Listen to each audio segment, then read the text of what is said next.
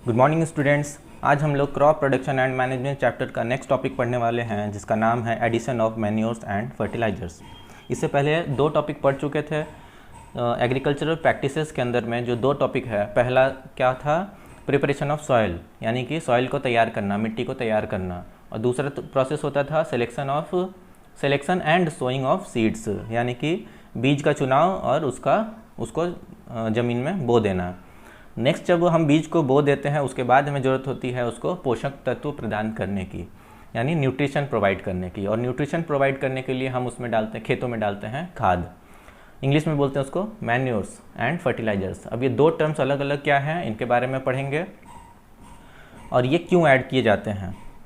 ठीक है, जैसा कि हम लोगों ने अभी देखा कि ये मिट्टी को पोषक तत्व प्रदान करते हैं, न्यूट्रिएंट्स प्रदान करते हैं। लंबे समय से खेती करने के कारण बहुत फ्रीक्वेंट मतलब हर साल उसको खेती अगर हम कर रहे हैं तो उससे जो मिट्टी होती है, मिट्टी की न्यूट्रिशन वैल्यूज़ कम हो जाती है, उसके अंदर के पोषक तत्व ख़त्म होने लगते हैं, क्योंकि वो सारे के सारे पोषक तत्व जो है वो क्रॉप्स खींच लेता है, एब्जॉर्ब कर लेता है। तो मिट्टी जो है उपजाऊ नहीं रह जाती है, वो इनफर्टाइल हो जाती है। अब उसको फिर से उसकी फर्टिलिटी को गेन करने के लिए, उसकी फर्टिलिटी को फिर से बढ़ाने के लिए, उसकी न्यूट्रिशन वैल्यूज़ को फिर से बढ़ाने के लिए उसमें खाद डालने की ज़रूरत पड़ती है समय समय पे।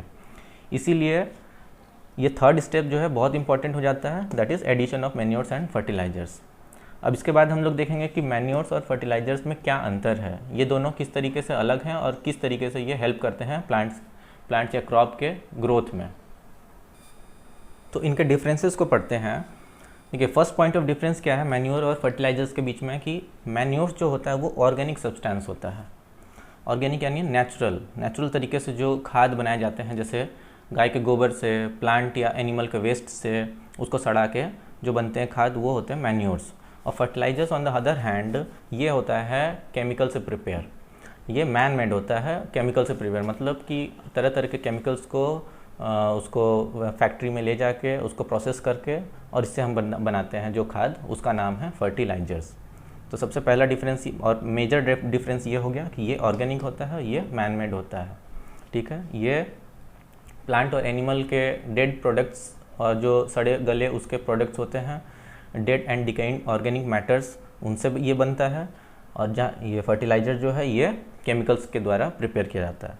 दूसरा पॉइंट ऑफ डिफरेंस है कि मैन्योर्स जो है वो रिच इन ऑर्गेनिक न्यूट्रिएंट्स होते हैं। चूँकि ये ऑर्गेनिक सब्सटेंस से बनता है तो ये ऑर्गेनिक न्यूट्रिएंट्स में बहुत भर की इसमें होता है, ऑर्गेनिक न्यूट्रिएंट्स इनमें बहुत अच्छे मात्रा में होता है।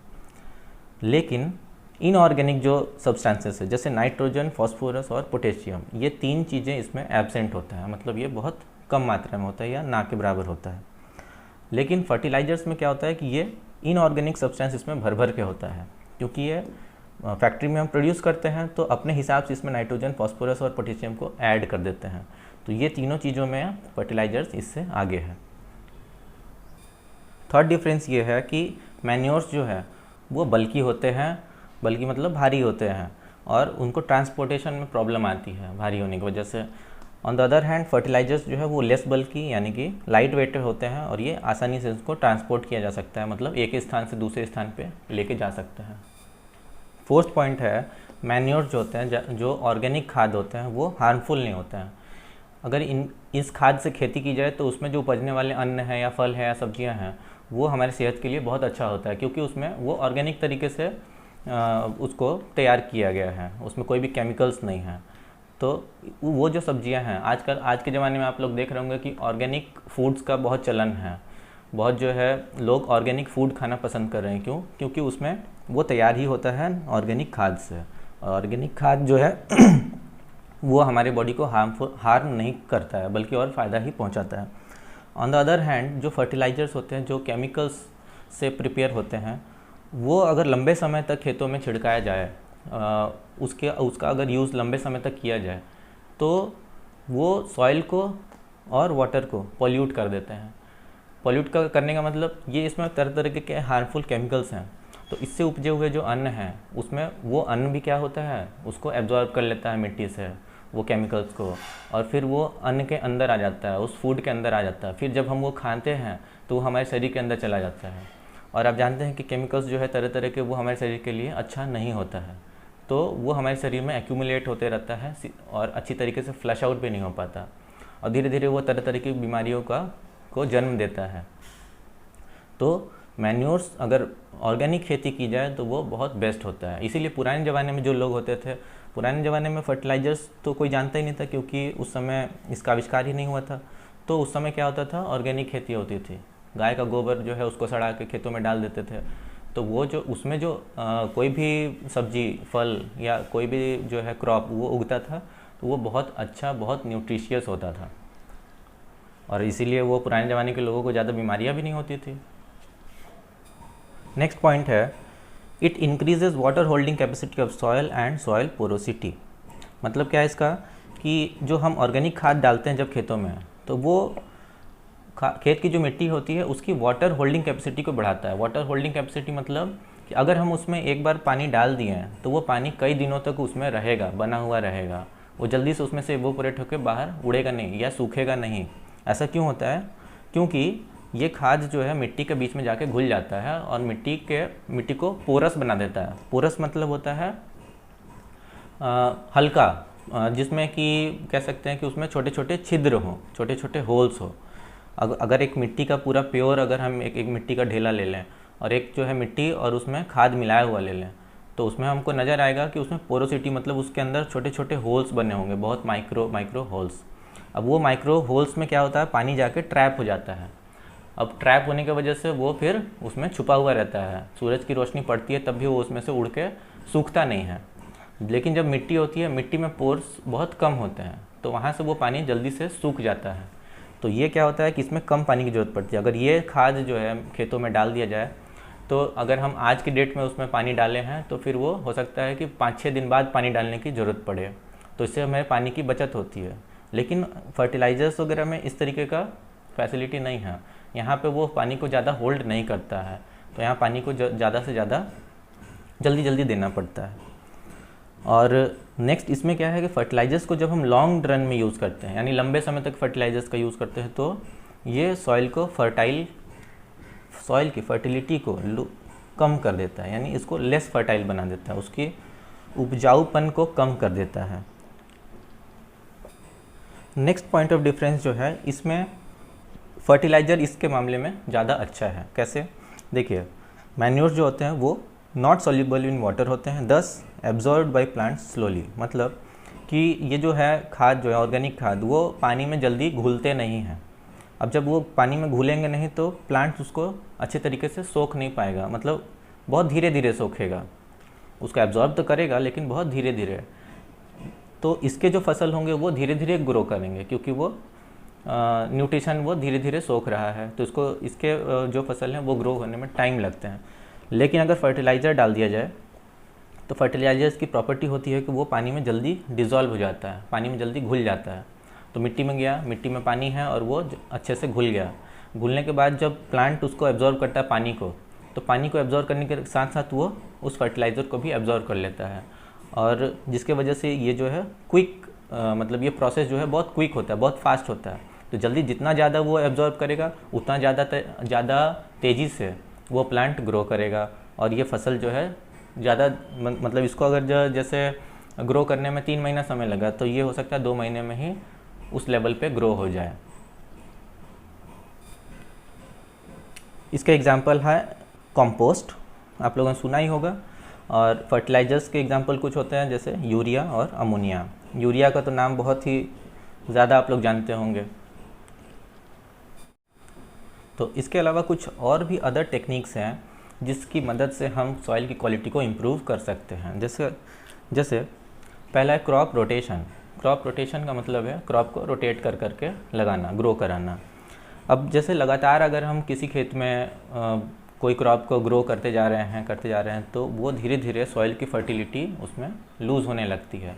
वो क्रॉप क्या करता है, सारी की सारी न्यूट्रिशंस को एब्जॉर्ब करता जाता है और फिर वो सॉइल जो है इनफर्टाइल हो जाता है। तो अगर हम कुछ सीजन तक स्किप कर दें एग्रीकल्चर को, वहाँ पे क्रॉप ना बोएं, सपोज ये फार्मिंग लैंड है और यहाँ पे हमने कुछ सीज़न स्किप कर दिया, तो अब इसके अंदर का जो मिट्टी होगा ये क्या करेगा, अपने आप को रिप्लेनिश करेगा न्यूट्रिशन से। ये एटमॉस्फेयर से और बाकी जगह से जो है ये क्या करेगा, न्यूट्रिशंस को एक्वायर करेगा।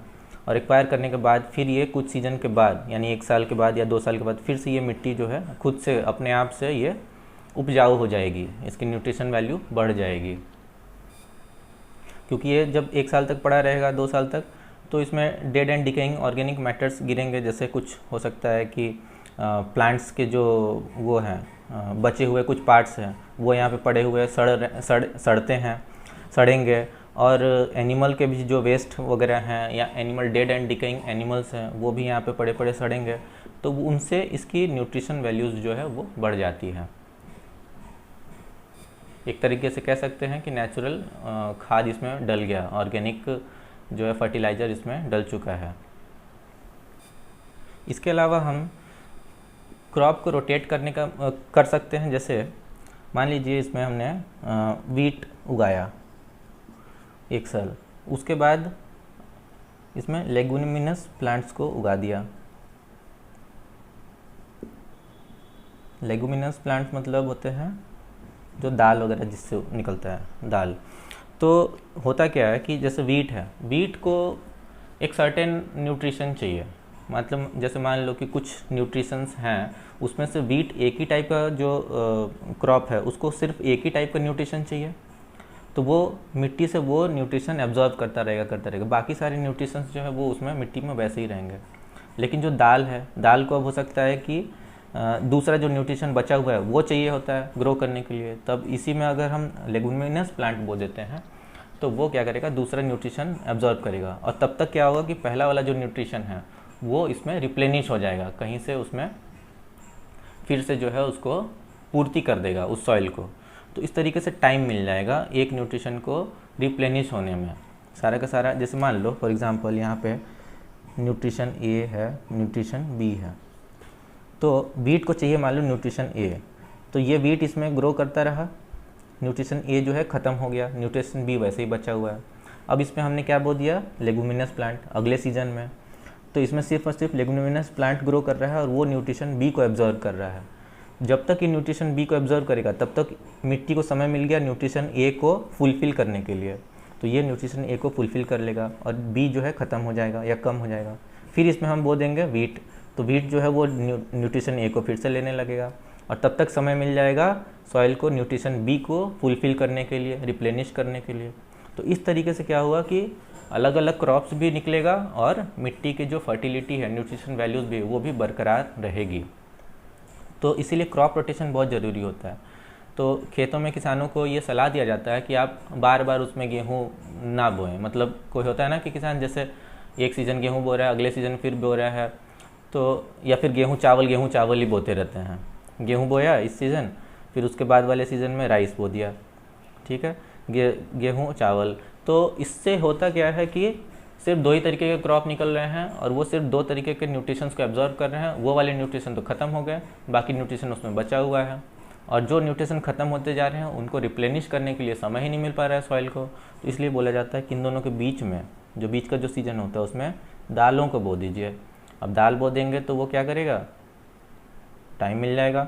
अच्छा, दालों को बोने का एक और पर्पज़ है, उसको देखते हैं। मेन इंपॉर्टेंस यही है, लेगुमिनस प्लांट्स को बोने का एक और सबसे बड़ा जो रीज़न है वो ये है कि लेगुमिनस प्लांट्स जो होते हैं वो अपने जड़ों में एक बैक्टीरिया को छुपाए रहते हैं। एक बैक्टीरिया होता है जिसका नाम है राइजोबियम।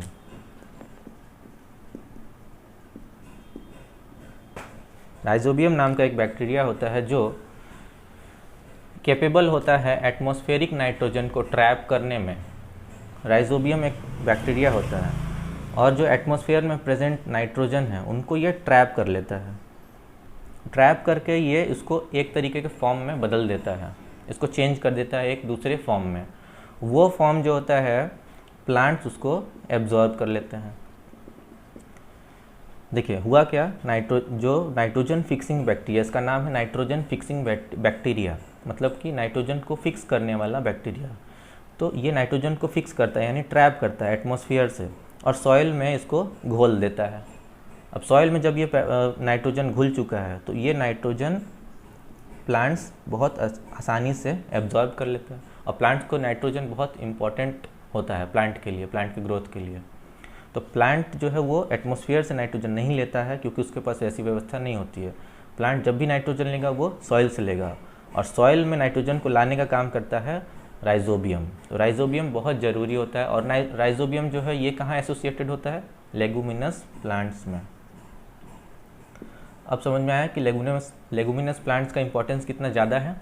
लेगुमिनस प्लांट्स जब लगाएंगे तो वो उसके नीचे जो बैक्टीरिया है वो अपना काम करेगा, और फिर लेगुमिनस प्लांट्स हटाने के बाद जब उसमें हम गेहूँ या चावल बोएंगे तो वो नाइट्रोजन जो इसमें आ चुका है सॉइल में वो चला जाएगा किसमें? गेहूँ या चावल के प्लांट्स में, और वो अच्छे से ग्रो करेंगे। लेगुमिनस प्लांट्स के कुछ एग्जांपल्स हैं, जैसे पीज़, ग्राम, ग्राउंडनट, मूंगफली हो गया, चना हो गया, दालें हो गई, वो सब जो है लेगुमिनस प्लांट्स कहलाते हैं। अच्छा, अभी इसमें हो क्या रहा है, देखिए राइजोबियम तो बहुत ज़्यादा ज़रूरी है किसके लिए? प्लांट्स के लिए। तो प्लांट्स भी राइजोबियम के लिए बहुत ज़रूरी है। कैसे? इसको बोलते हैं सिम्बायोटिक रिलेशन। सिम्बायोटिक रिलेशन मतलब दोनों एक दूसरे के लिए बहुत ज़रूरी है। जैसे कि राइजोबियम क्या काम करता है? नाइट्रोजन को फिक्स करके और प्लांट को दे देता है, तो प्लांट की मदद हो जाती है। अब प्लांट किस तरीके से राइजोबियम का मदद करता है? राइजोबियम यहाँ पे प्रेजेंट है, अगर ये प्लांट नहीं होता तो इस पर क्या होता है? इसको शेल्टर नहीं मिलता, फूड और शेल्टर जो है वो नहीं मिलता। तो प्लांट जो है राइजोबियम को शेल्टर प्रोवाइड करता है, और राइजोबियम प्लांट को नाइट्रोजन प्रोवाइड करता है। इस तरीके से दोनों एक दूसरे का मदद करते हैं, म्यूचुअल हेल्प कहते हैं इसको, और इसी म्यूचुअल हेल्प का नाम है सिम्बायोटिक रिलेशन।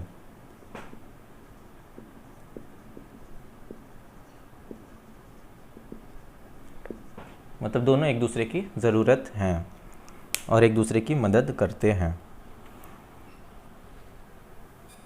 तो आज के टॉपिक में बस इतना ही। नेक्स्ट टॉपिक में हम लोग इरिगेशन पढ़ेंगे।